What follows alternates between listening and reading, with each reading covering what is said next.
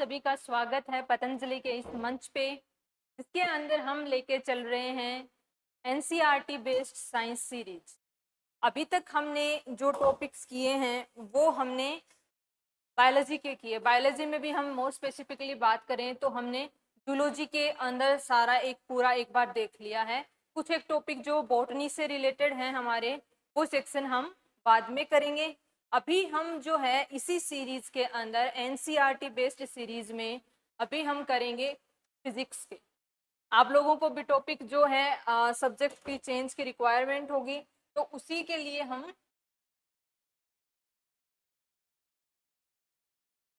Physics यानी कि भौतिकी। देखिए, फिजिक्स ऐसा सब्जेक्ट है जिसको हमेशा से ही कॉन्सेप्चुअल माना, मीन्स आपके कॉन्सेप्ट्स क्लियर हैं, आप उसके ऊपर बेस्ड जितने भी न्यूमेरिकल्स होते हैं, इनडायरेक्ट क्वेश्चंस होते हैं, या फिर कोई फंडामेंटल क्वेश्चन होता है, उन सभी को कर सकते हो आसानी। और यहाँ पे हमारी जो कंपटीशन एग्जाम्स में जो फिजिक्स आती है वो हमारी बेसिक लेवल की फिजिक्स आती है। मोस्ट प्रोबेबली तो 10th तक की आती है। कुछ टॉपिक्स जो हैं जैसे कि इलेक्ट्रोमैग्नेटिज्म, ये इलेक्ट्रॉनिक इंडक्शन, ये हमारे थोड़ा सा हायर लेवल 11th और 12th में चला जाता है। हम यहाँ पे थोरोली हर एक टॉपिक को जो रिक्वायरमेंट है हमारी, जो बेसिक्स के आधार पे, फंडामेंटल के आधार पे रिक्वायरमेंट है, उस आधार पे डिस्कस करें। और उसी में आज हमारा पहला टॉपिक है गुरुत्वाकर्षण।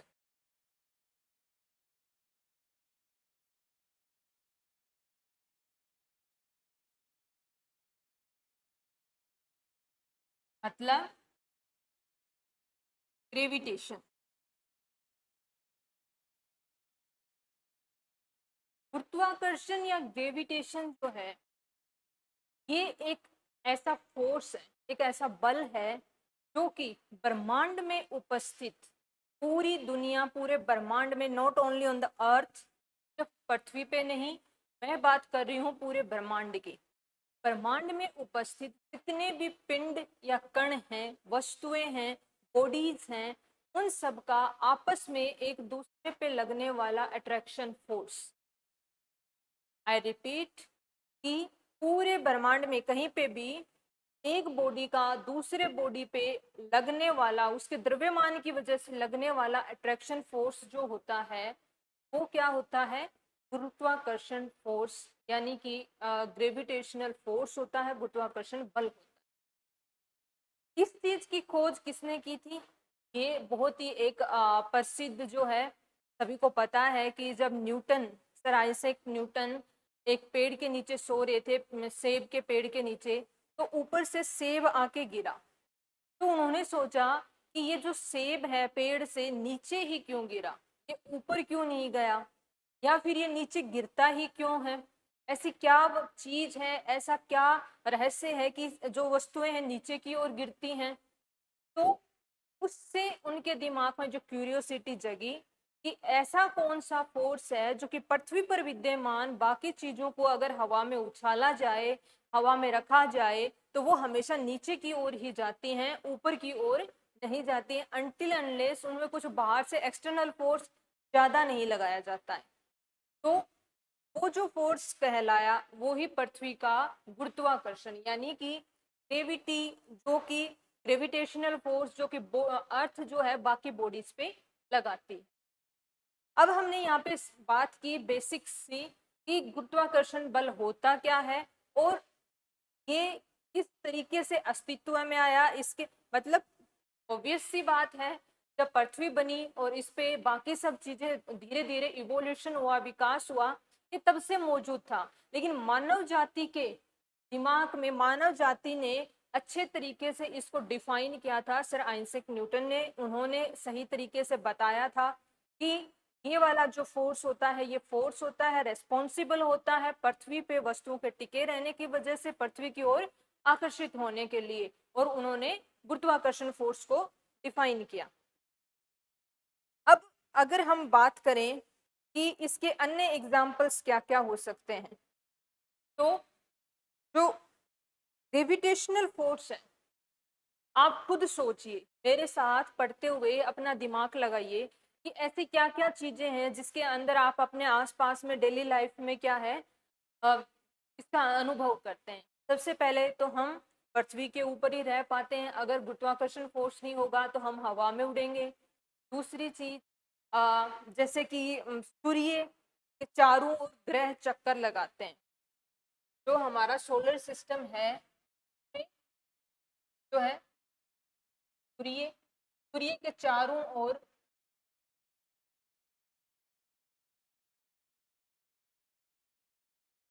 जो ग्रह हैं वो चक्कर लगाते हैं।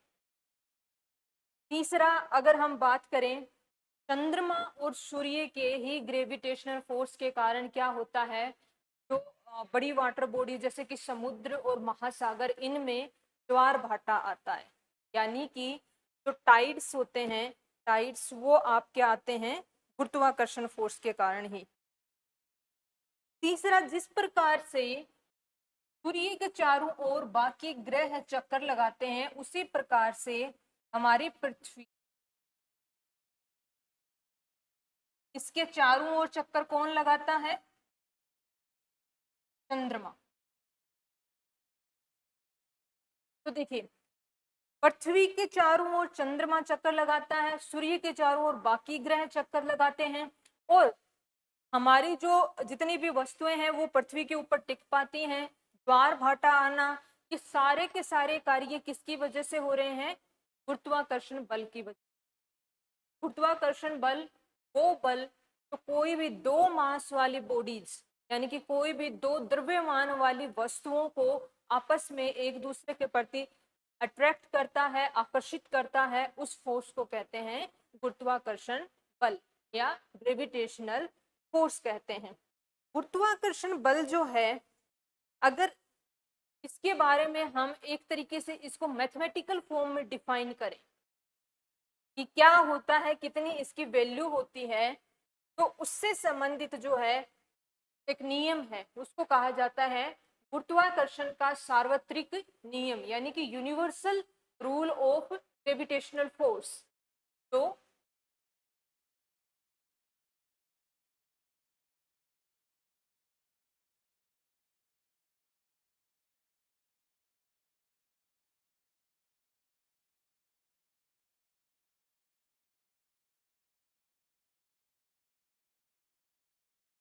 अब देखिए, universal law of gravitation force या गुरुत्वाकर्षण का सार्वत्रिक नियम क्या कहता है, इसकी डेफिनेशन आप बिल्कुल अच्छे से समझेंगे और दिमाग में यहीं के यहीं बैठा लेंगे कि पहली बात यह है कि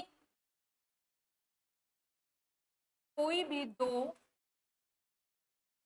द्रव्यमान वाले पिंड, कण या बॉडी हमेशा एक दूसरे की तरफ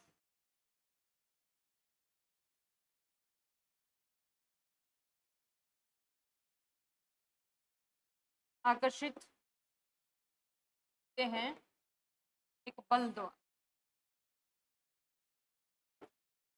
ये हो गया पॉइंट नंबर 1। पॉइंट नंबर 2 कहता है कि ये जो बल होता है, ये लगने वाला बल जो है द्रव्यमानों के, दोनों बॉडीज की बात की जा रही है, दोनों बॉडीज के द्रव्यमानों के गुणनफल के समानुपाती होता है। और तीसरी बात यह है कि यही लगने वाला बल दोनों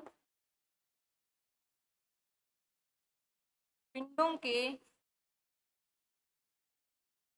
मध्य की दूरी के वर्ग के व्युत्क्रमानुपाती होता है।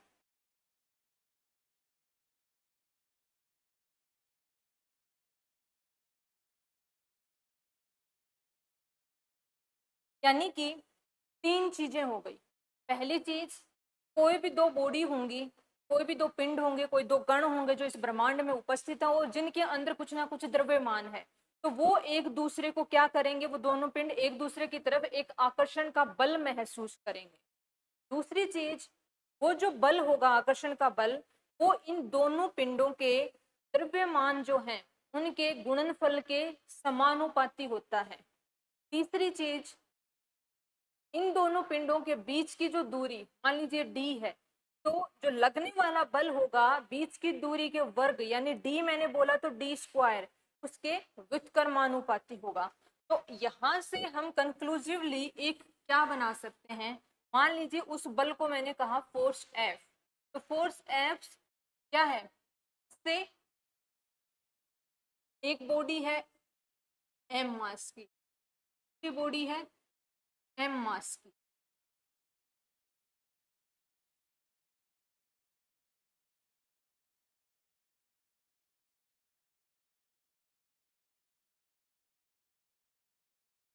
ये इस प्रकार से दो बॉडी हैं, इनके बीच डिस्टेंस जो है इनके केंद्रों से मिला करके दी है। तो इस रूल के अनुसार क्या होगा, एफ जो होगा वो एम इंटू एम होगा, यानी कि गुणनफल के समानुपाती होगा।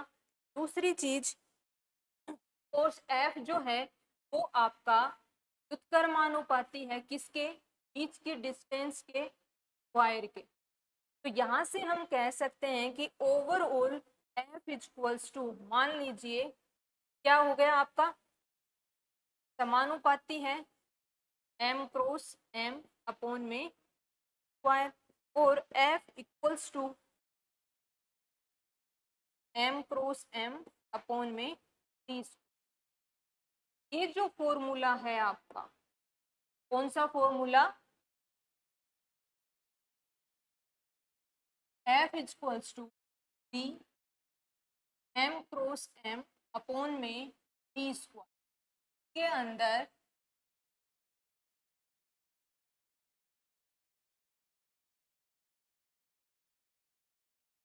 इस प्रकार से मान है।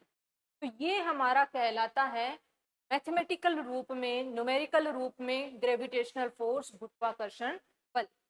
इसके अंदर आपका ये जो जी है, कैपिटल जी है, इसको बोलते हैं गुरुत्वाकर्षण स्थिरांक, यानी कि सार्वत्रिक गुरुत्वीय स्थिरांक भी बोलते हैं, या गुरुत्वाकर्षण स्थिरांक भी बोलते हैं, या फिर ग्रेविटेशनल कांस्टेंट भी बोलते हैं इंग्लिश में। तो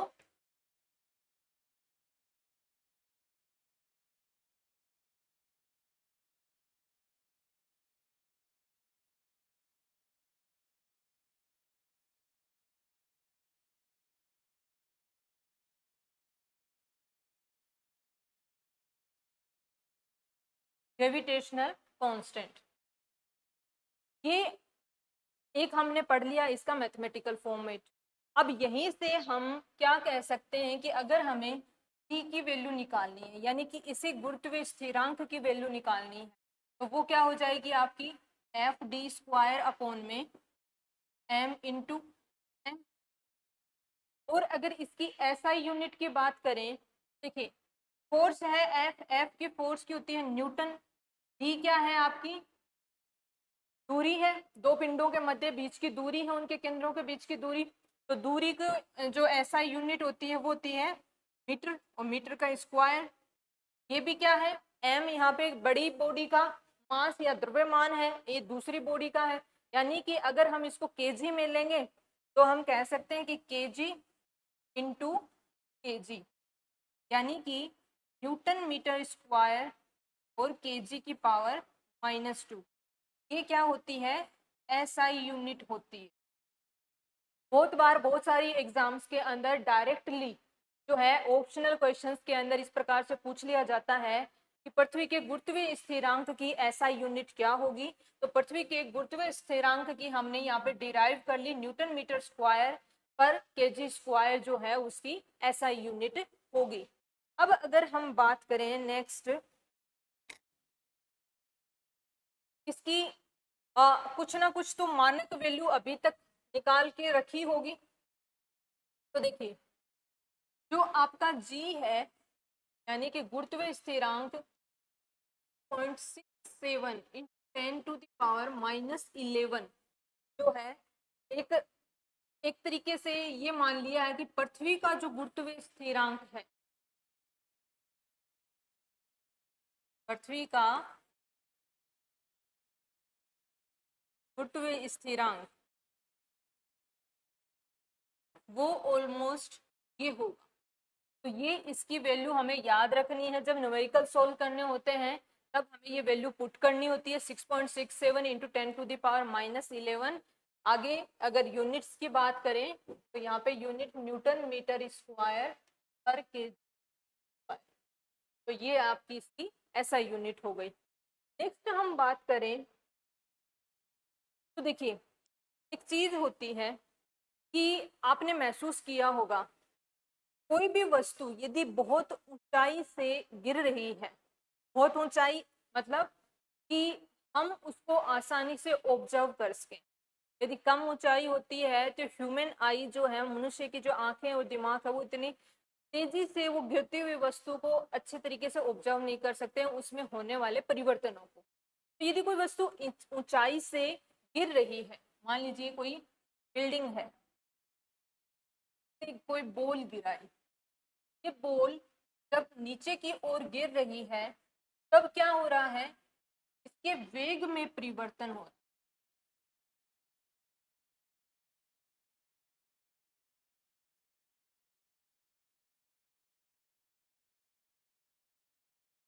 इसके वेग में परिवर्तन देखा गया। शुरुआत में बॉल यहाँ पे किसी ने पकड़ रखी थी, उसके हाथ में बॉल थी। दैट मीन्स उस टाइम पे बॉल की वेलोसिटी कितनी हुई, बॉल का वेग कितना हुआ, 0 हुआ। यहाँ पे शुरू में जो v है, वेलोसिटी है, वो कितनी थी, 0। फिर उसके पश्चात जो है यहाँ पे मान लेते हैं हम v1, यहाँ पे मान लेते हैं किसी पॉइंट के ऊपर बॉल की वेलोसिटी v2 वेग, और जब लास्ट में आती है जस्ट टच करने से पहले v3। तो जब इनको मेजर किया गया, अलग अलग स्पीडोमीटर या अन्य टेक्निक से मेजर किया गया, तो ये पाया गया कि ये जो बॉल है, ये जो गेंद है, ये ऊपर से नीचे की ओर जब जा रही है तो इसके वेग में परिवर्तन हो रहा है और वेग बढ़ रहा है, वेग में परिवर्तन हो रहा है। परिवर्तन कैसा है, पॉजिटिव है, और वेग जो है वो लगातार बढ़ रहा है। यदि वेग इस प्रकार से बढ़ रहा है तो वेग को बढ़ाने का जो कारक होता है वो हमने पढ़ा हुआ है, क्या होता है, त्वरण। त्वरण क्या होता है, त्वरण इंग्लिश में बोले तो एक्सीलरेशन। त्वरण या एक्सीलरेशन वो होता है जो कि वेग में परिवर्तन करता है, और मैथमेटिकली इसको कहते हैं वेग में परिवर्तन की दर। यानी कि इस दर से एक यूनिट टाइम में, वेलोसिटी अपॉन में टाइम में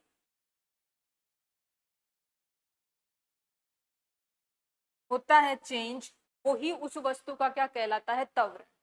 तो यहाँ पे देखिए त्वरण होने के लिए, वेग में परिवर्तन होने के लिए, वेग में बढ़ावा होने के लिए क्या चाहिए होता है, कुछ ना कुछ तो ऐसा फोर्स कार्य कर रहा होगा, ऐसा कुछ ना कुछ तो बल कार्य कर रहा होगा जिसकी वजह से ये हो रहा है, क्योंकि सारा फिनोमिना उसी की वजह से होता है।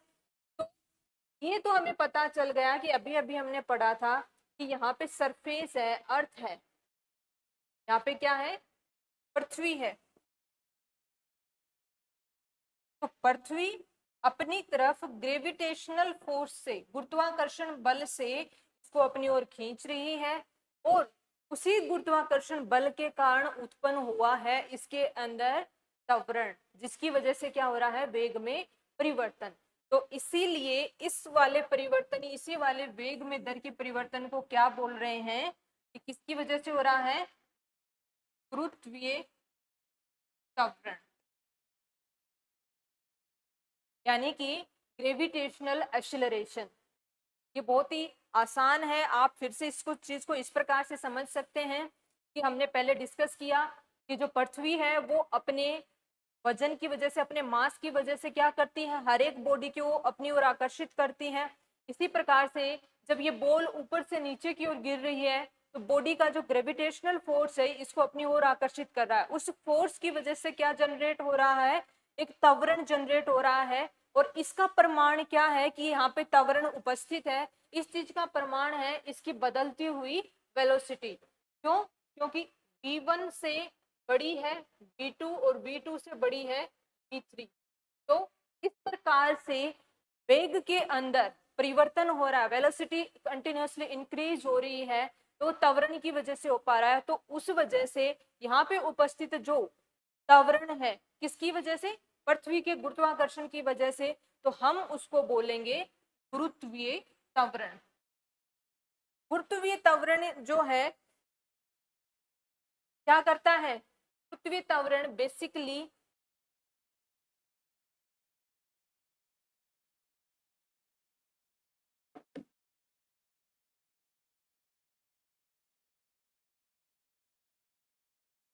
पहले कुछ बेसिक्स हम समझ लें।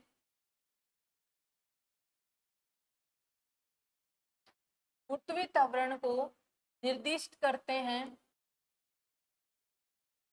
यानी कि डिनोट करते हैं किससे, मोल जी से। मोल जी से गुरुत्वीय त्वरण को निर्दिष्ट किया जाता है, डिनोट किया जाता है। और गुरुत्वीय त्वरण की खास बात यह है कि ये जो पृथ्वी की त्रिज्या है उसके अनुसार इसका मान भी कुछ चेंज होता है, हालांकि हम उसको थोड़ा बाद में डिस्कस करेंगे। पहले हम यहाँ पे एक जो तरीका है इसको डिराइव करने का, इसको समझने का, उस पर बात कर लेते हैं। तो देखिए बेसिक से हमें एक चीज पता है, मैंने अभी बात की कि कोई भी बल उपस्थित होता है, कोई भी बल यानी कि फोर्स उपस्थित हुआ, तो उस फोर्स की वजह से चल रही वस्तु के वेग में परिवर्तन हुआ। कहने का मतलब उस वस्तु के वेग में परिवर्तन का मतलब वहां पे उपस्थित कोई त्वरण है। तो इसको क्या कहते हैं कि कोई भी वस्तु जिस गति से उसका त्वरण कार्य कर रहा है उसको द्रव्यमान के साथ यदि गुणा किया जाए तो किसके बराबर होती है, उस पर लगने वाले फोर्स के बराबर होती है। यानी कि बल बराबर क्या होता है, द्रव्यमान गुणा में त्वरण। यदि मैं ए को त्वरण से डिनोट करूं यानी कि एक्सेलरेशन,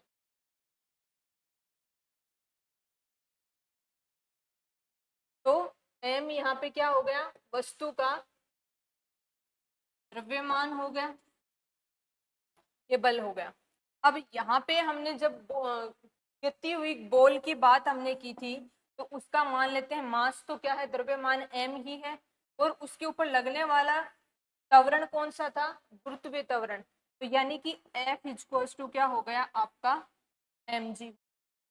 अब यही फोर्स कौन सा फोर्स हुआ, गुरुत्वाकर्षण फोर्स हो गया।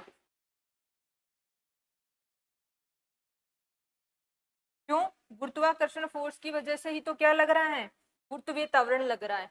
तो गुरुत्वाकर्षण फोर्स की वजह से गुरुत्वीय त्वरण लग रहा है। यहाँ से हमने निकाला F इक्वल्स टू mg। अब हमने पहले भी पढ़ा था कि F इक्वल्स टू क्या है, capital G m into M, तो हमने वैल्यू निकाली थी अपॉन में जी स्क्वायर, और ये किसके बराबर है, m और g। तो यहाँ से हम क्या लिख सकते हैं कि m से m कैंसिल कीजिए आप, तो g इक्वल्स टू हो गया आपका m अपॉन में जी स्क्वायर। यानी कि गुरुत्वीय त्वरण, देखिए जी, गुरुत्वीय त्वरण जो होता है वो पृथ्वी के मास, पृथ्वी का मास हो गया, यहाँ पे गुरुत्वीय त्वरण पृथ्वी की वजह से हो रहा है, तो पृथ्वी का मास ये तो स्थिरांक होता ही है 6.67 इंटू 10⁻⁻11। फिर क्या बच गया आपका, बच गया डिस्टेंस। यानी कि जो वस्तु जिसके ऊपर हम गुरुत्वीय त्वरण जहां पे भी कैलकुलेट करने वाले हैं उसका पृथ्वी के केंद्र से कितनी दूरी है, ये यहाँ पे वैल्यू बच गई, जो कि वेरी कर सकती है। मान लीजिए कि हम यहाँ पे खड़े हैं, अभी पृथ्वी की सरफेस से टच हो रहे हैं, तो कुछ और दूरी हो जाएगी पृथ्वी के केंद्र से। हवा के अंदर ऊंचाई पे चले गए तो पृथ्वी के केंद्र से वो ऊंचाई वाली जो दूरी है वो उसकी पृथ्वी की त्रिज्या में और ऐड हो जाएगी, तो डी की वैल्यू जो है अलग हो गई। तो कुछ कहने का मतलब ये है कि जो जी है, गुरुत्वीय त्वरण है, ये किस किस पे निर्भर कर रहा है? ये निर्भर कर रहा है, वेरी कौन हो रहा है, चेंज कौन हो रहा है? डिस्टेंस चेंज हो रही है, दूरी चेंज हो रही है इस पे। बाकी जो जी और एम है ये तो लगभग हमेशा क्या रहते हैं, नियत रहते हैं, स्थिर रहते हैं, फिक्स रहते हैं। अब यहाँ से एक दो चीजें निकल के आती हैं। अगर हम आइडियल कंडीशन लें, आइडियल कंडीशन मतलब डी की वैल्यू हम 6.67 इंटू 10⁻⁻11 लें, एम यानी कि मास जो है तो हम पृथ्वी का मास ले लें, और डी जो है दूरी, पृथ्वी के केंद्र से दूरी, तो हम मान लें कि पृथ्वी की त्रिज्या के बराबर ही दूरी ले ली कि ये हमारी पृथ्वी है और इसकी लगभग क्या है, सरफेस पे ही कोई वस्तु है। तो ये वाली जो दूरी हो जाएगी इसके बराबर हो जाएगी, d इक्वल्स टू पृथ्वी की त्रिज्या r के बराबर हो गई। और पृथ्वी की त्रिज्या जो r है वो हमें पता है वो फिक्स है, तो यहाँ पे हमने r ले लिया। तो इनकी यदि ये तीनों फिक्स वैल्यूज हम रख देते हैं तो हमारे लिए एक एवरेज गुरुत्वीय त्वरण का वैल्यू निकल के आता है 9.8 मीटर पर सेकेंड स्क्वायर। यानी कि आपका जो गुरुत्वीय त्वरण है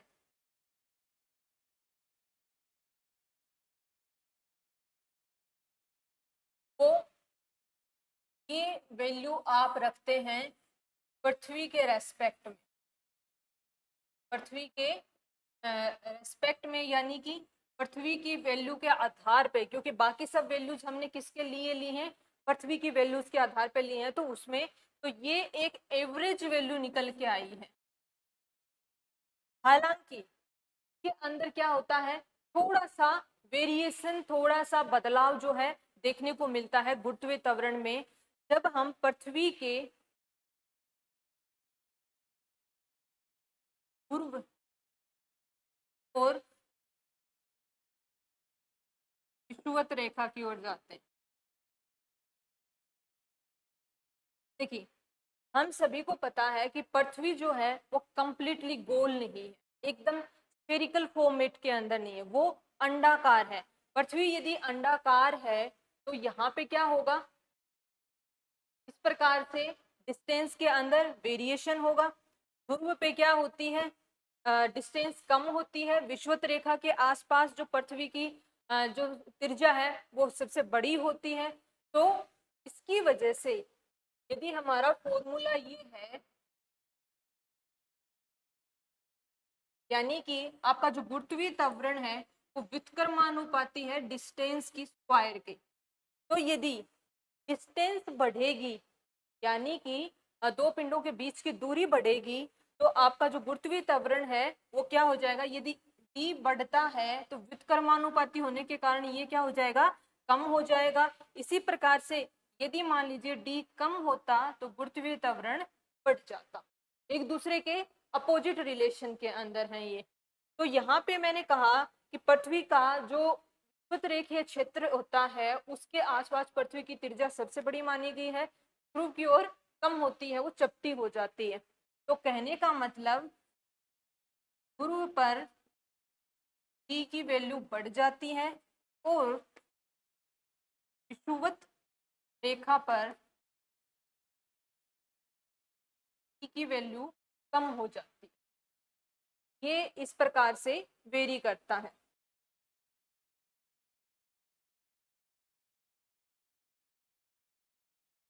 अब ये हमने किसके बारे में पढ़ लिया अच्छे से, हमने पूरा वेरिएशन पढ़ लिया। देखिए एग्जाम में जो क्वेश्चन है एक तो वो यहाँ से भी आता है, एक आपका एग्जाम के अंदर क्वेश्चन आता है कि त्वरण जो है गुरुत्वीय त्वरण वो किस प्रकार से वेरी करता है, उस पे क्वेश्चन आता है।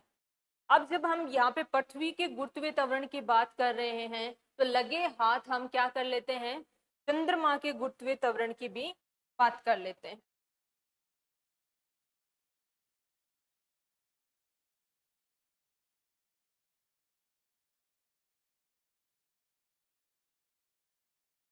देखिए, हमें पता है कि पृथ्वी का जो एरिया है, पृथ्वी का जो मतलब मास है, द्रव्यमान है, वो चंद्रमा की तुलना में क्या है, ज्यादा है। पृथ्वी ज्यादा बड़ी है, चंद्रमा जो है वो पृथ्वी की तुलना में छोटा है। और जितना बड़ा किसी ग्रह का साइज होगा, उसके अंदर उससे उतनी ही क्या होती है, ग्रेविटेशनल फोर्स, यानी कि आकर्षित करने की क्षमता ज्यादा होती है, और चंद्रमा के अंदर वो क्षमता कम है। और इसी वजह से क्या होगा, पृथ्वी का ग्रेविटेशनल फोर्स ज्यादा होगा और चंद्रमा का पृथ्वी की कंपैरिजन में क्या होगा, थोड़ा कम होगा। तो और हमने पढ़ा था कि फोर्स के ही क्या होती है, एक्सेलरेशन होता है, यानी कि त्वरण डिपेंड करता है। यदि ये कम होगा तो एक्सेलरेशन यानी कि त्वरण भी कम होगा। तो चंद्रमा के ऊपर जो गुरुत्वीय त्वरण होता है वो पृथ्वी की तुलना में कम होता है, पृथ्वी की तुलना में कम होता है। की जो वैल्यू होती है, जैसे कि हमने पृथ्वी पे एक एवरेज वैल्यू 9.8 निकाली थी मीटर पर सेकंड स्क्वायर, इसी प्रकार से चंद्रमा पे जो जी है, इसको जी डैश बोल देते हैं, ये लगभग होता है 1.16, यानी कि पृथ्वी सॉरी 1.61, नॉट 1 मीटर पर सेकंड स्क्वायर, यानी कि ये ऑलमोस्ट होती है, जी डैश जो होता है वो 1/6 ऑफ जी होता है। ये रिलेशन है। इस रिलेशन पे बहुत बार क्वेश्चन पूछे, कि आगे किस प्रकार से क्वेश्चन पूछे जाते हैं वो भी मैं आपको बताऊंगी, लेकिन आपको रिलेशन यहाँ पे ये याद कर लेना है कि पृथ्वी के गुरुत्वीय त्वरण का 1/6वां हिस्सा होता है चंद्रमा का गुरुत्वीय त्वरण, चंद्रमा पे उपस्थित एक्सेलरेशन, ग्रेविटेशनल एक्सेलरेशन। ये रिलेशन आपको याद रहेगा। तो अब इस पे जो बेस्ड क्वेश्चंस हैं वो हम निकाल सकते हैं। किस प्रकार से निकाल सकते हैं, कि देखिए, वेट जो होता है यानी कि भार, आगे इसके बारे में हम डिटेल में डिस्कस करेंगे, लेकिन मैं आपको बता दूं कि ये होता है mg, यानी कि m होता है द्रव्यमान और e जो होता है वो त्वरण होता है, द्रव्यमान और त्वरण।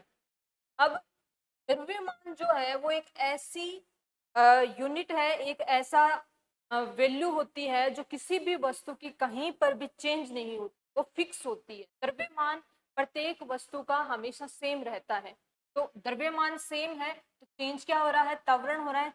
मान लीजिए क्वेश्चन इस प्रकार से आएगा कि पृथ्वी पर एक लोहे का गोला जो है वो 50 किलो का है, उसी लोहे के गोले का भार जो है वो चंद्रमा पे कितना होगा।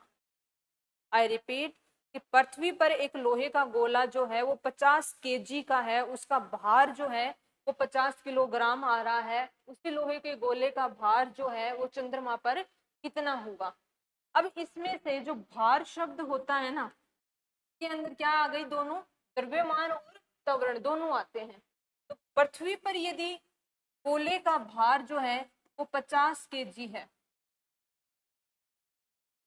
अब चंद्रमा पे मैंने कहा कि द्रव्यमान यानी कि मास तो चेंज होता नहीं है, चेंज क्या हो रहा है, ई चेंज हो रहा है।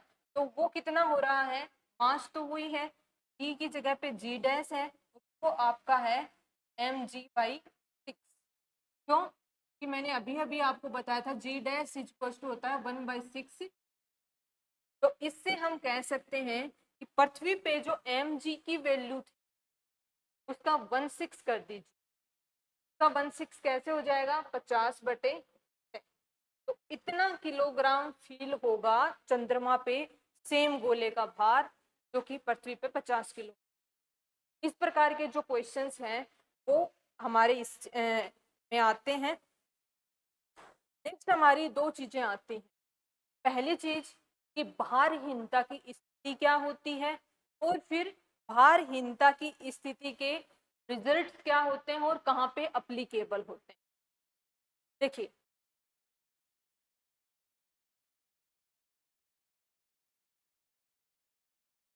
भारहीनता पर मुक्त पतन, यानी कि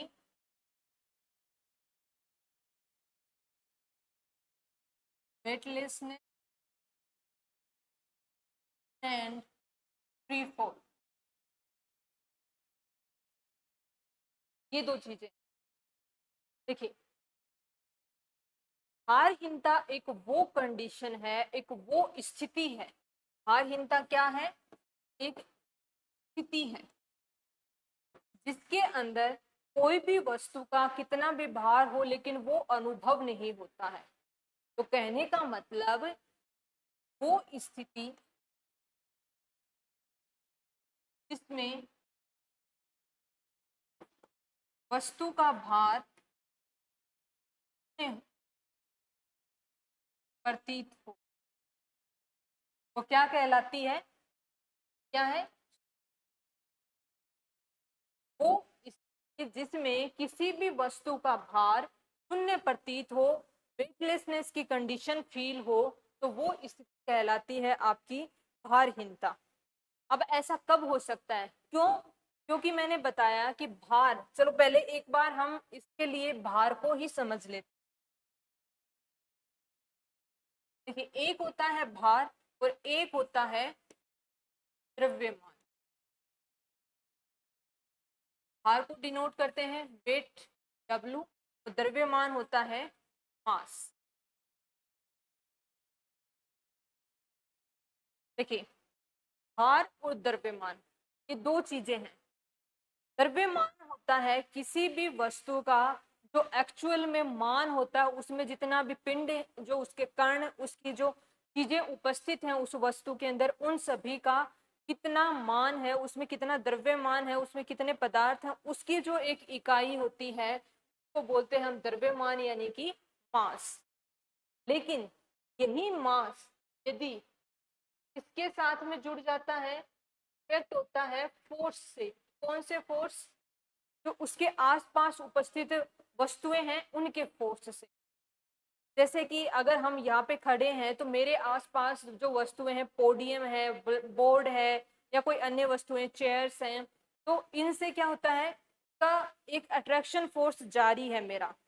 लेकिन इनसे भी ज्यादा इनका जो अट्रैक्शन फोर्स है वो तो प्रेजेंट है ही, लेकिन उससे भी ज्यादा एक इनसे कई गुना, बहुत ज्यादा गुना मात्रा में बड़ी एक वस्तु जिसका मेरे ऊपर एक अट्रैक्शन फोर्स लग रहा है, वो है पृथ्वी। सबसे ज्यादा फोर्स कौन लगा रहा है? पृथ्वी, क्योंकि इन सभी वस्तुओं की अपेक्षा में वो कई कई कई गुना जो है बड़ी है। तो यानी कि तो द्रव्यमान यदि मास है, इसके साथ में अन्य जो वस्तु है उसके द्वारा लगने वाला जो बल है, उससे मैंने अभी अभी कहा था वेट क्या होता है? वेट होता है m into W equal to होता है mg। यानी कि द्रव्यमान को यदि सबसे बड़ी वस्तु जिसके द्वारा फोर्स लग रहा है, ग्रेविटेशनल अट्रैक्शन फोर्स लग रहा है, गुरुत्वीय आकर्षण बल लग रहा है, उसके द्वारा उत्पन्न किए गए त्वरण से गुना कर दिया जाता है, तो वो उस वस्तु का क्या कहलाता है? भार कहलाता है। ये तो हो गई आपकी मैथमेटिकल फॉर्म। अब मैं आपको भार का एक लेमैन मेथड से या फिर आसान भाषा के अंदर यदि मैं बात करना चाहूँ, तो भार वो एक इकाई है। भार वो एक हम कह सकते हैं कि बल है जिससे वह पृथ्वी की ओर आकर्षित हो रहा है। कोई भी वस्तु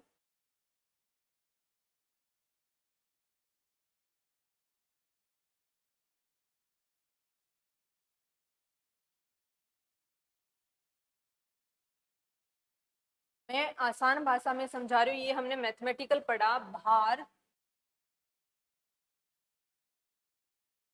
वो बल है से कोई भी वस्तु पृथ्वी की ओर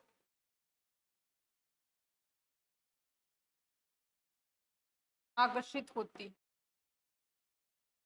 या फिर इस जगह पे हम ये भी बोल सकते हैं कि भार वो बल है जो कोई भी वस्तु, जो ये अगर अलग बता रही हूं मैं, तो कोई भी वस्तु पृथ्वी पर लगाती है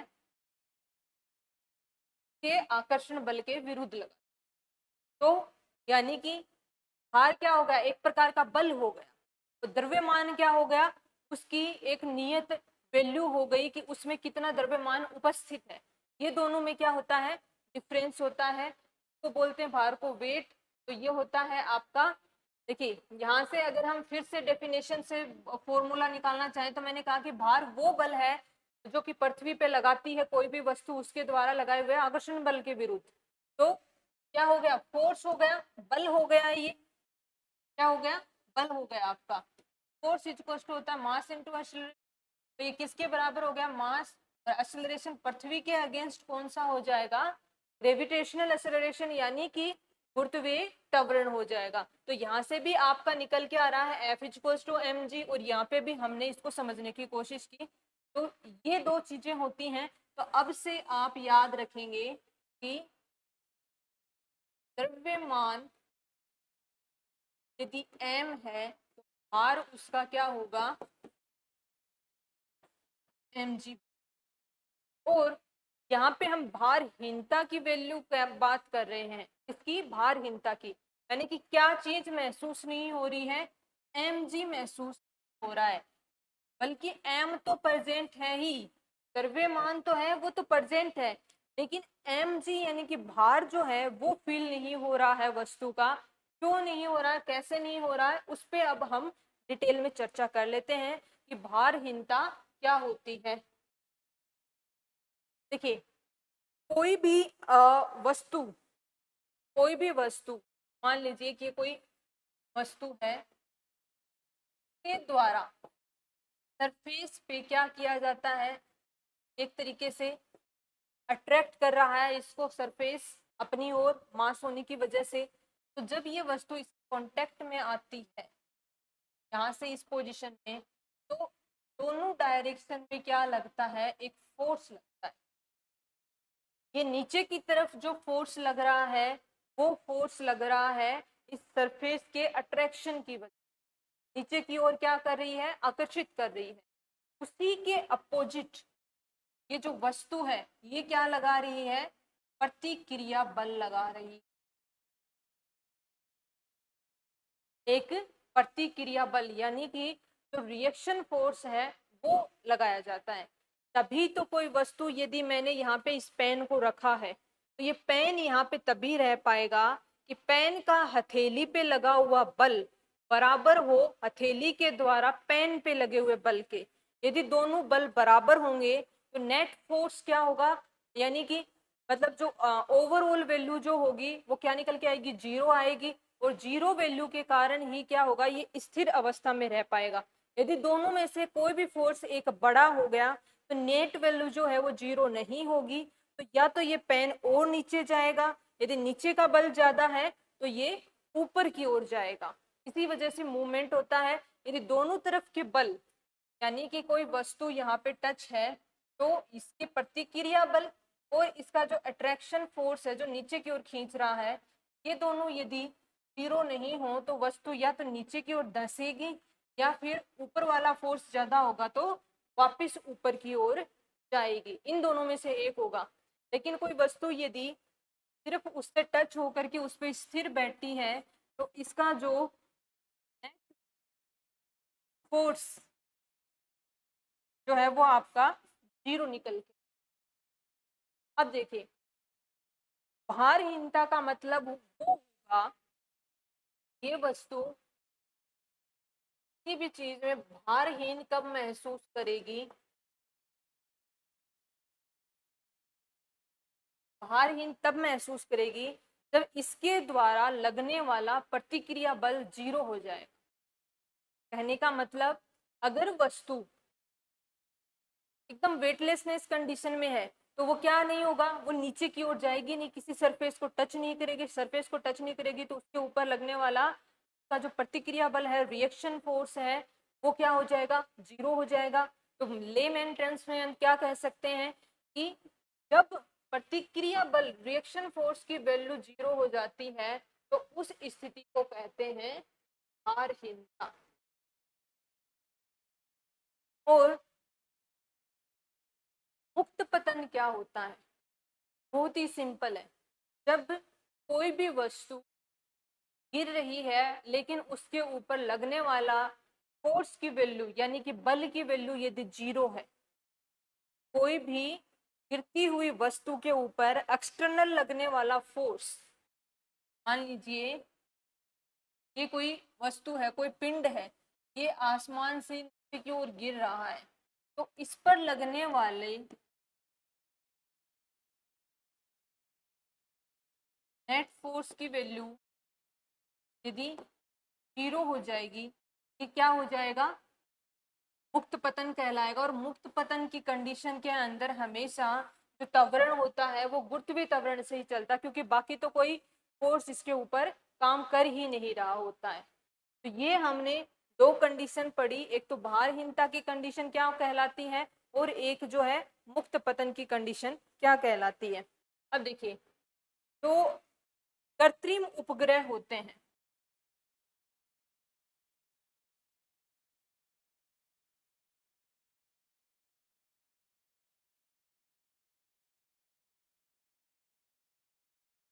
यानी कि आर्टिफिशियल सैटेलाइट्स,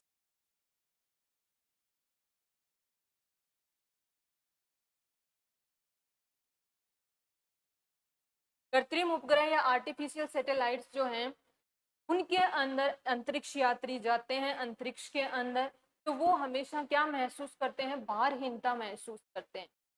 तो वो ऐसा क्यों कर रहे हैं? ऐसा इसलिए है कि जो कृत्रिम उपग्रह होता है जिसके अंदर सैटेलाइट के अंदर या उपग्रह के अंदर व्यक्ति प्रेजेंट है, तो इस उपग्रह का मास जो होता है ना, द्रव्यमान, वो बहुत कम है। किसकी कंपैरिजन में? पृथ्वी। पृथ्वी की तुलना में इस कृत्रिम उपग्रह का जो द्रव्यमान है, मास है, वो बहुत कम है। नीचे पृथ्वी के आसपास के एटमॉस्फेयर में भारहीनता नहीं होती है, हम सब लोग हवा में वैसे नहीं उड़ रहे होते हैं। उसकी वजह होती है कि पृथ्वी का मास बहुत ज्यादा होता है, और पृथ्वी का मास जितना ज्यादा होता है उसी के कारण वो क्या करती है? इतनी ही high gravitational force of attraction से अट्रैक्ट करती है। अब चूंकि इस उपग्रह का मास जो है, द्रव्यमान है, वो इतना ज्यादा नहीं है, वो ज्यादा होगा तो उसको वापस जो है स्पेस के अंदर छोड़ने में दिक्कतें आती हैं, हैवी सैटेलाइट्स नहीं छोड़े जाते हैं। तो इस वजह से क्या होता है कि ये अपने में उपस्थित, अपने ऊपर जिस प्रकार से पृथ्वी अपने ऊपर उपस्थित ह्यूमन बींग्स या बॉडीज को अपने मास के कारण, एनॉर्मस मास के कारण जितनी high gravitational force of attraction से यानी कि गुरुत्वाकर्षण बल से अपनी ओर खींच पाती है, उतने ही गुरुत्वाकर्षण बल से ये कृत्रिम उपग्रह जो है वो नहीं खींच पाता। नहीं खींच पाता तो व्यक्ति जो है वो इसके नीचे की जो सरफेस है उसके ऊपर टिका नहीं रह पाता, वो हवा में उड़ता रहता। तो कृत्रिम उपग्रह के अंदर जो भारहीनता है वो इस वजह से होती है, और यही कारण होता है कि जो कृत्रिम उपग्रह में उपस्थित व्यक्ति, जो हमारे रिसर्चर्स होते हैं, एस्ट्रोनॉट्स होते हैं, वो सब क्या करते हैं? कोई भी खाने की वस्तु हो उसको भी जो है पेस्ट फॉर्म में ट्यूब स्ट्रक्चर से अपने अंदर लेते हैं, क्योंकि वो नॉर्मल तरीके से खाना नहीं खा सकते, खाना भी क्या करेगा? हवा में उड़ने लग जाएगा। इसी प्रकार से पानी जो है उनको भी अलग तरीके से पीना पड़ता है। तो ये कंडीशन होती है भारहीनता की कृत्रिम उपग्रह में। आई थिंक आपको क्लियर हुआ होगा कि कॉन्सेप्ट क्या है, पृथ्वी पे क्यों नहीं होती है और कृत्रिम उपग्रह में क्यों होती है, और इसके परिणाम क्या होते हैं। इसके परिणाम होते हैं कि खाने पीने का तरीका, रहने का तरीका सब वहाँ पे अलग हो जाता। भारहीनता के कारण जो है व्यक्ति हवा में तैरता रहता है वहाँ।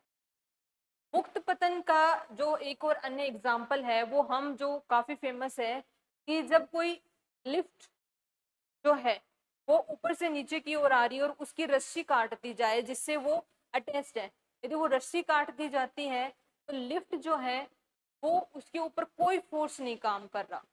कैसे? लिफ्ट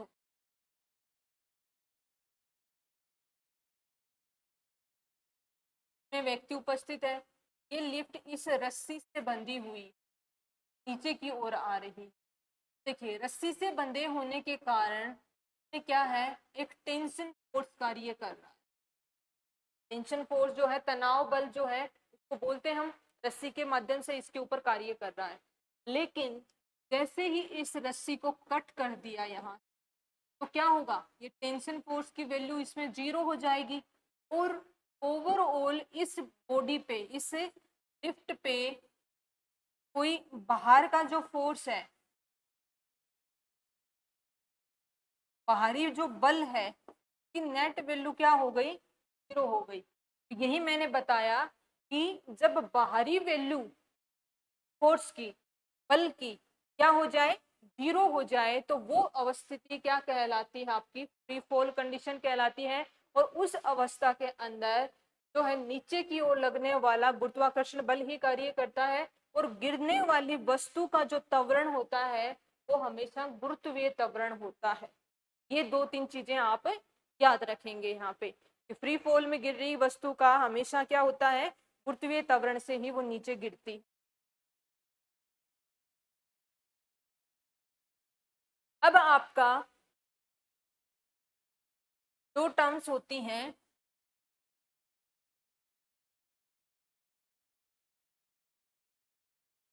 अभिकेंद्रीय बल और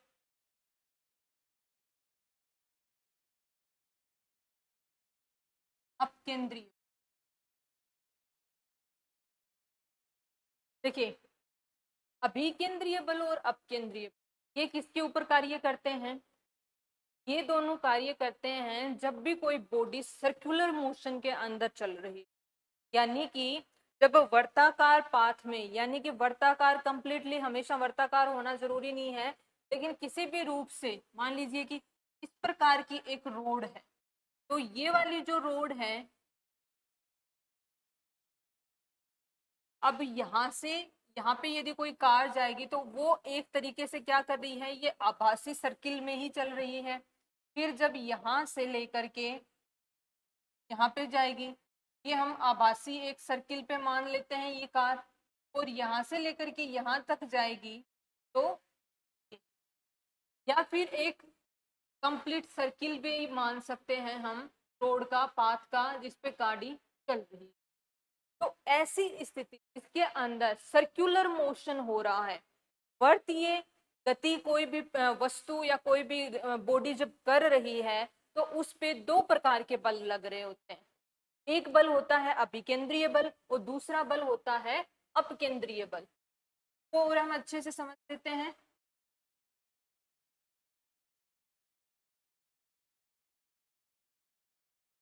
ये बॉडी, ये जो कोई भी हम मान लीजिए कार मान लेते हैं, ये कार इस प्रकार से वर्तीय कक्षा के अंदर गति कर रही है, सर्कुलर पाथ के अंदर मोशन कर रही है।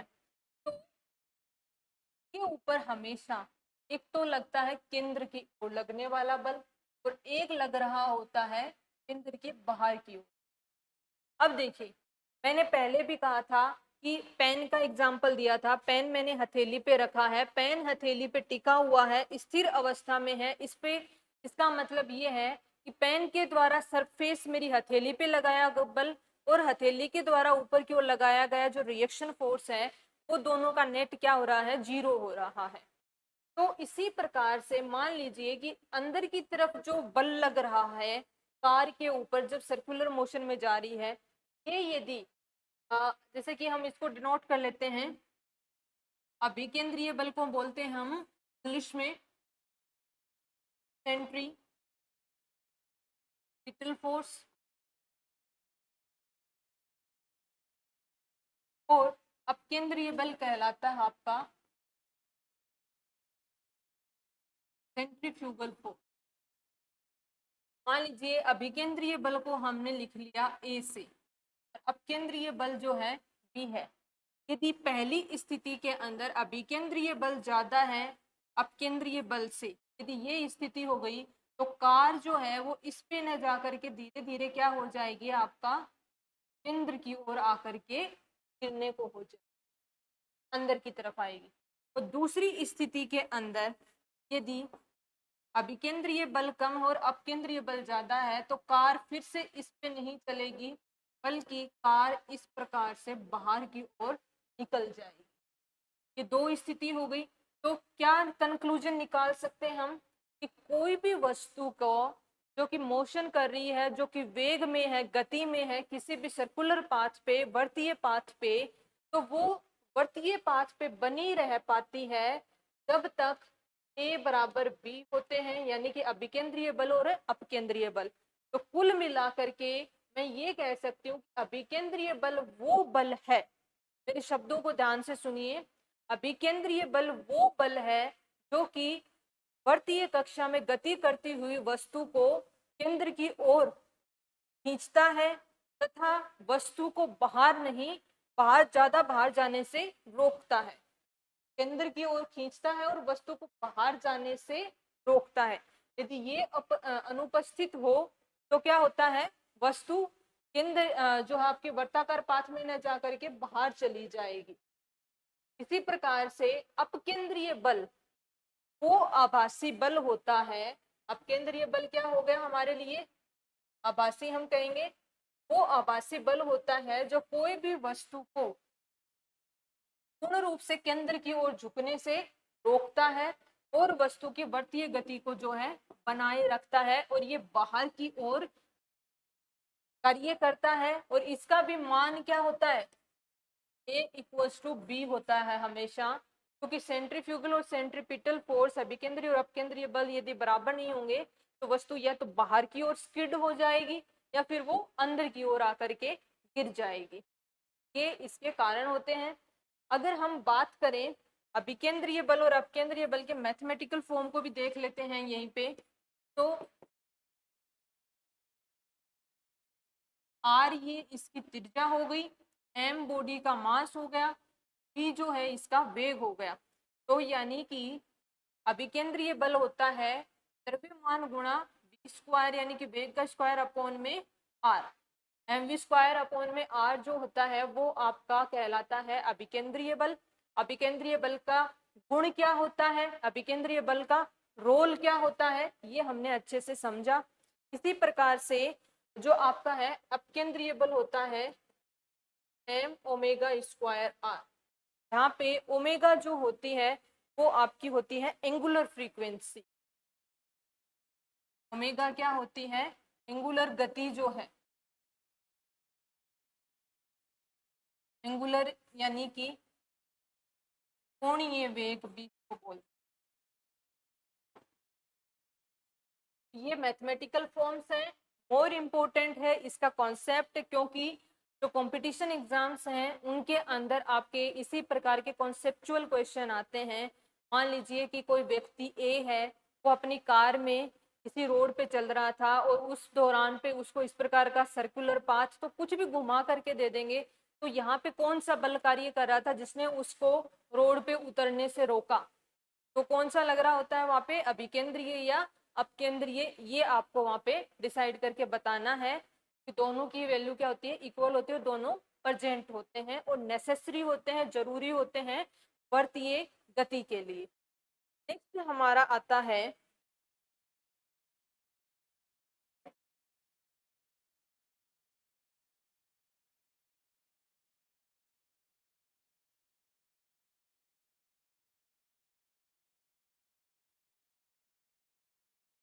वर्णोद, यानी कहलाता है आपका थ्रस्ट। दाब यानी कि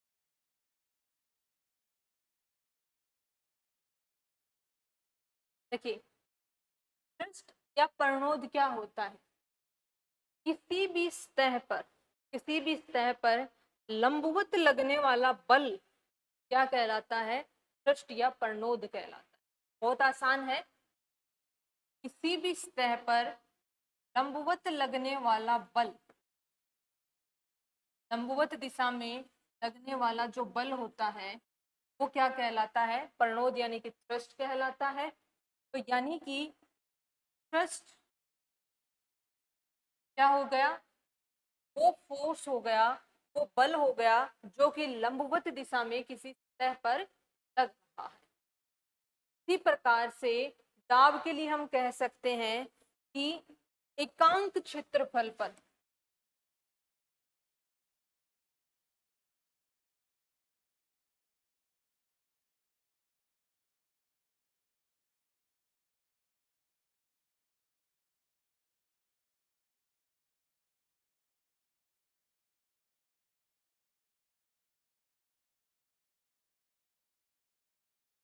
एकांक क्षेत्रफल पर लगने वाला बल दाब कहलाता है।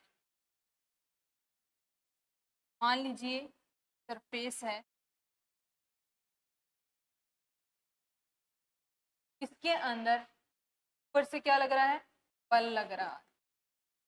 तो एकांक क्षेत्रफल पर लगने वाले बल को क्या कहते हैं, दाब कहते हैं।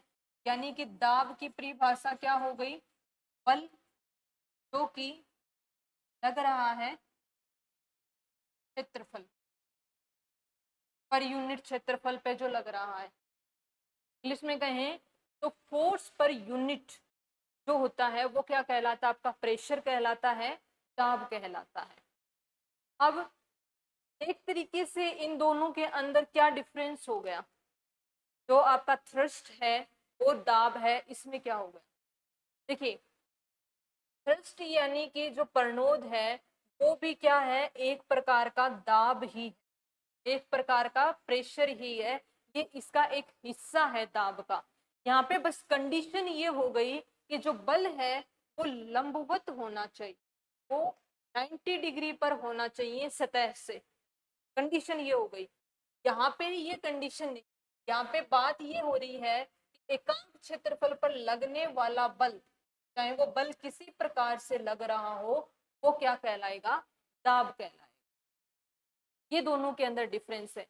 तो अगर यही दाब 90 डिग्री के ऊपर, यही बल यदि 90 डिग्री के ऊपर लग रहा है तो ये कन्वर्ट हो जाएगा, प्रणोद में कन्वर्ट हो जाएगा, थ्रस्ट के अंदर कन्वर्ट हो जाएगा। अब यहाँ पे अगर हम एसआई यूनिट की बात करें कि दोनों में एसआई यूनिट क्या होती है, तो देखिए दाब यानी कि प्रेशर, प्रेशर क्या हो गया आपका, फोर्स अपॉन में एरिया। फोर्स की यूनिट होती है न्यूटन और एरिया होता है मीटर स्क्वायर में, यानी कि मीटर स्क्वायर जो है माइनस, ये इसकी एसआई यूनिट हो गई। हालांकि प्रेशर को और क्या कहते हैं, ऐसा यूनिट जो मापने की है वो जनरली मापी जाती है पास्कल के अंदर। प्रेशर किस में मापा जाता है, दाब में मापा जाता है पास्कल ए में, और इसकी एसआई यूनिट जो हो गई वो न्यूटन पर मीटर स्क्वायर हो गई। तो ये हमने पढ़ा दाब क्या होता है, जो प्रणोद है वो क्या होता है। एक और जो फोर्स बॉडी के वेट के कारण, बॉडी के मास के कारण, वेट के कारण जो लगता है द्रव के अंदर, वो कौन सा फोर्स होता है, वो होता है उत्प्लावन बल। तो नेक्स्ट हमारा पॉइंट है वो है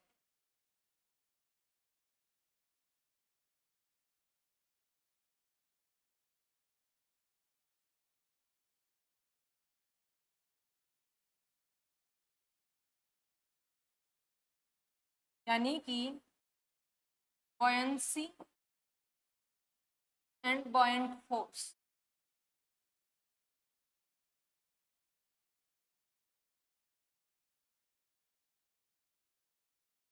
उत्प्लावनता और उत्प्लावन बल, सबसे पहले हम समझ लेते हैं उत्प्लावनता क्या है। देखिए उत्प्लावनता जो है वो द्रव का गुण होता है, द्रव की प्रॉपर्टी को कहते हैं, उसके गुण को कहते हैं। द्रव का कौन सा गुण उत्प्लावनता कहलाता है, तो देखिए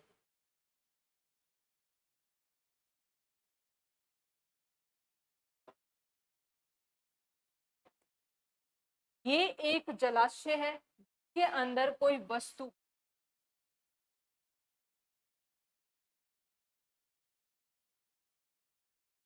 तो आप मेरे शब्दों को ध्यान से सुनेंगे, उत्प्लावनता के बारे में मैं बता रही हूँ।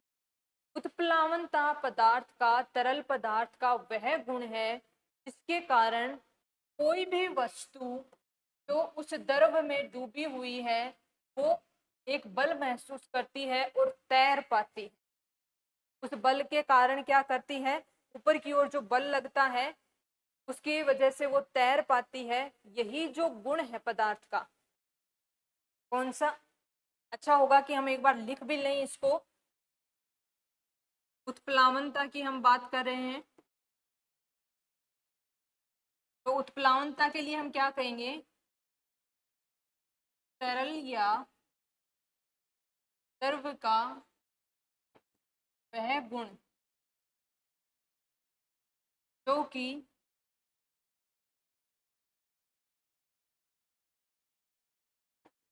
वस्तु को तरल या द्रव में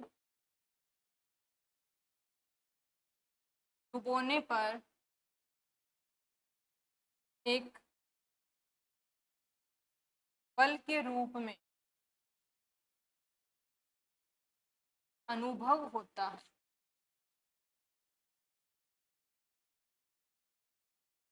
उत्प्लावनता कहलाता है।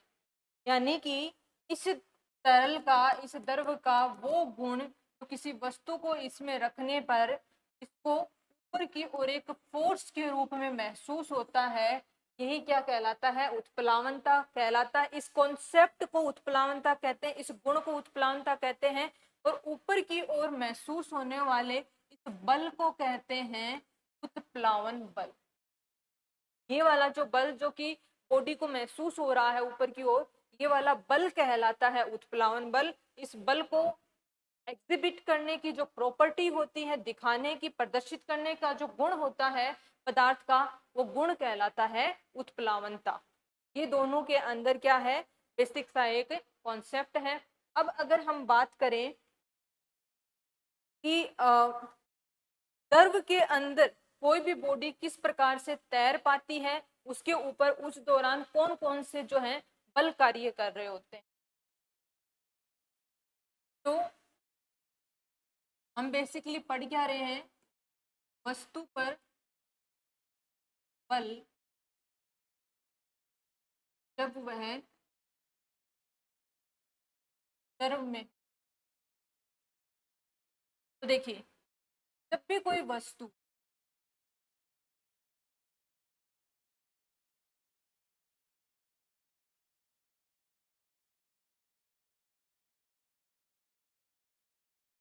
द्रव में है, तब उस दौरान एक फोर्स तो द्रव के द्वारा इसके ऊपर लगाया जा रहा है, वस्तु के ऊपर, ऊपर की। तो पहला बल तो कौन सा हो गया, द्रव द्वारा वस्तु पर ऊपर की ओर। और दूसरा क्या हो गया, किसी वस्तु के द्वारा, इस वस्तु के अंदर कुछ ना कुछ मास है, कुछ ना कुछ द्रव्यमान है, तो यानी कि उसका भार हो गया। क्योंकि ये भी बॉडी जो है वो किस पे रखी हुई होगी, पृथ्वी पे। तो जी तो जो है हमेशा गुरुत्वीय त्वरण नीचे की ओर कार्य कर ही रहा है, इसका मास m है, तो नीचे की ओर कौन सा फोर्स लग रहा है, mg के भार की वजह से। तो वस्तु के द्वारा भार का बल नीचे की, ये दो बल हैं वो एट ए टाइम क्या कर रहे होते हैं, कार्य कर रहे होते हैं वस्तु के ऊपर, जो कि वहां पे पानी में प्रेजेंट है। किसी भी प्रकार, नॉट ओनली पानी, किसी भी प्रकार के द्रव के अंदर यदि उपस्थित है तो उसके ऊपर जो प्रेजेंट है, तो उस पर ये दो फोर्स कार्य कर रहे होते हैं। अब इन्हीं दो फोर्स के आधार पर तय होता है कि जो वस्तु है वो डूबेगी या वस्तु जो है वो तैरेगी। द्रव के द्वारा ऊपर की ओर लगाया जाना बल, वो कौन सा बल हो गया, प्लावन बल हो गया।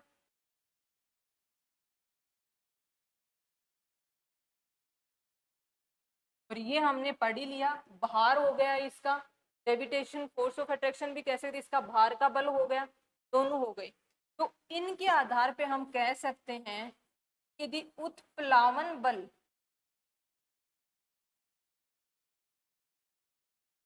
किसके ज्यादा है भार का बल जो है इससे,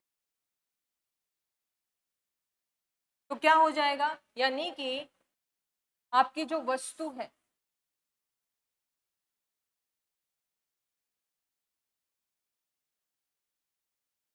पे नीचे की ओर से जो उत्प्लावन बल लग रहा है वो ऊपर से भार के द्वारा नीचे की दिशा की ओर लग रहे बल से ज्यादा हो गया, तो इस कंडीशन में क्या होगी, वस्तु तैरेगी। वस्तु क्या होगी, फ्लोट होगी, डूबेगी नहीं। अगर नेक्स्ट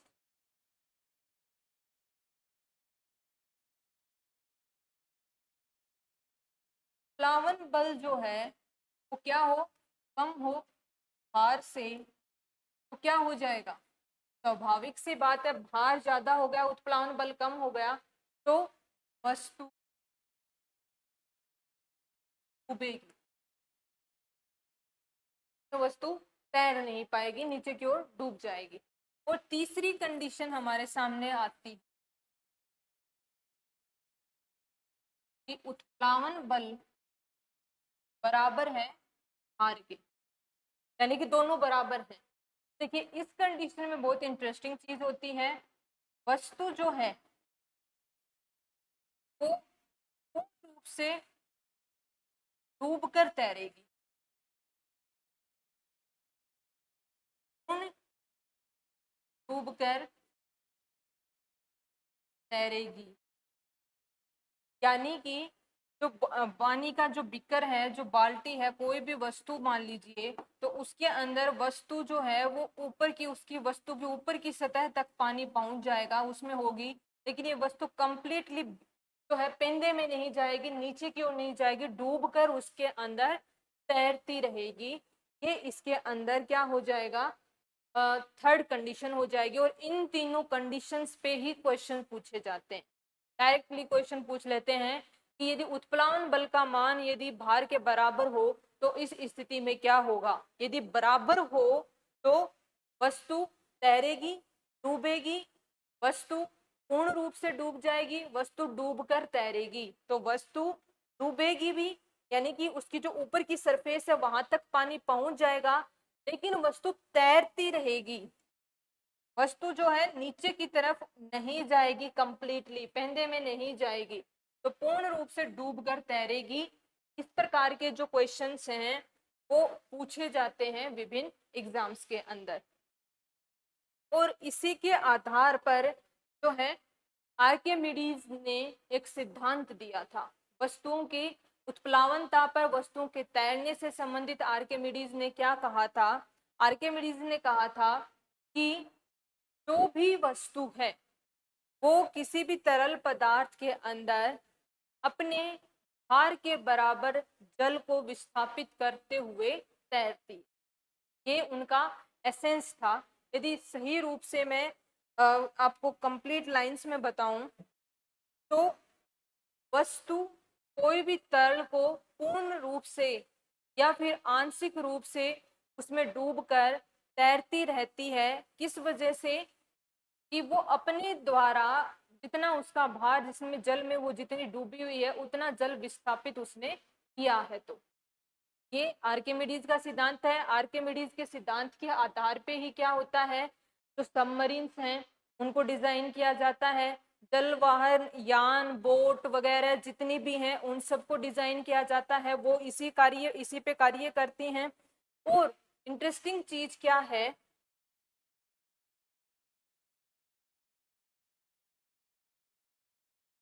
दुग्धमापी प्लस हाइड्रोमीटर, ये दोनों भी क्या हैं, आर्किमिडीज के सिद्धांत पे कार्य करते हैं।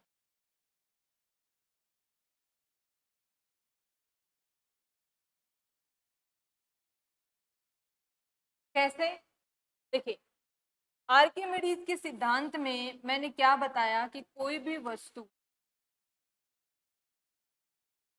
जो वस्तु है, जैसे हम इसकी जो एक डेफिनेशन है उसको थोड़ा सा लिख ही लें,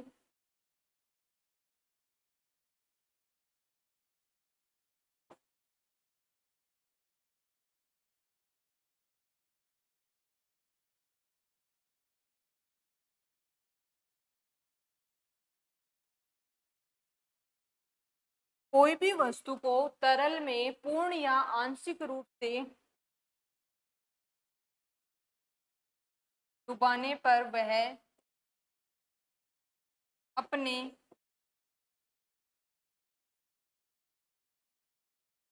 भार के बराबर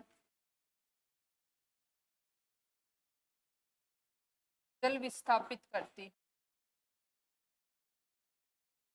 और साथ में ही उन्होंने कहा था कोई भी वस्तु दूसरे तरल के अंदर तभी तैर पाती है यदि उसका जो घनत्व है, तैरने वाली वस्तु का घनत्व क्या हो, जो तरल पदार्थ है उसके घनत्व से कम हो।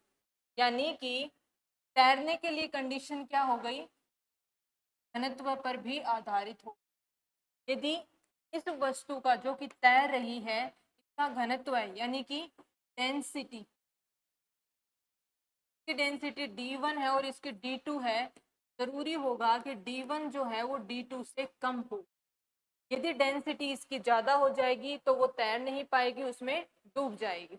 तो इन्हीं चीजों के आधार पे क्या कर सकते हैं हम, आर्किमिडीज के सिद्धांत के आधार पर हम कुछ जो हमारे डेली रूटीन की जो चीजें हैं उनको कर सकते हैं। जैसे कि एक तो अपेक्षिक घनत्व निकाला जा सकता है। अपेक्षिक घनत्व यानी कि कौन सी वस्तु ज्यादा डेंसिटी वाली है, कौन सी वस्तु कम घनत्व वाली है, डेंसिटी वाली है। इसी के आधार पे कौन कार्य करता है, दुग्धमापी करता है। दुग्धमापी के अंदर कोई वस्तु, मान लीजिए कोई दूध के अंदर आपने कोई वस्तु रखी और यदि उसका घनत्व दूध से कम हुआ तो वो दूध में तैरती रहेगी, उसका घनत्व दूध से ज्यादा हुआ तो वो दूध के अंदर डूब जाएगी। तो इस आधार पे हम क्या कर सकते हैं, दूध की डेंसिटी को क्या कर सकते हैं, मेजर कर सकते हैं। इसी प्रकार से हाइड्रोमीटर के अंदर क्या किया जाता है, पानी के सापेक्ष कुछ अन्य पदार्थों की डेंसिटी को मेजर किया जाता है। तो आज की इस क्लास में जिसमें हमने डिफरेंट जो फोर्सेज हैं और उसमें भी सबसे इम्पोर्टेंट गुरुत्वाकर्षण जो बल है, गुरुत्वाकर्षण बल के विभिन्न विभिन्न रूप हमने पढ़े। खुद गुरुत्वाकर्षण बल, गुरुत्वाकर्षण जो त्वरण है, और हमने की वजह से होने वाली भारहीनता की कंडीशन, या फिर हमने मुक्त पतन और इन सब के बारे में पढ़ा। आई होप आपकी क्लास, आज की जो क्लास है वो आपको अच्छी लगी होगी। Thank you so much.